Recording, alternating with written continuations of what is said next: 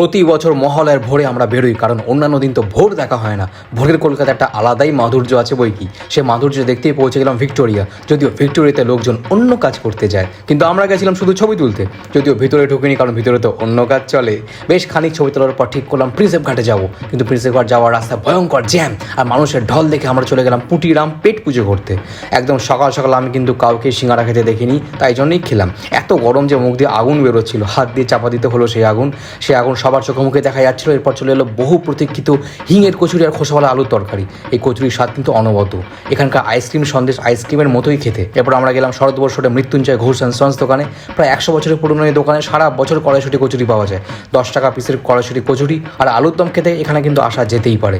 মারাত্মক স্বাদ এখানকার কচুরিতে। শুধু কচুরি নয়, এখানকার সমস্ত সন্দেশ দারুণ খেতে। এভাবেই আমাদের মহালয়ার সুন্দর সকাল কাটলো। আর এরকম ভিডিও আরও দেখতে চাইলে সাবস্ক্রাইব করুন দ্য সিরিয়াল চ্যানেলে। আস্তা লা ভিস্তা, চাও।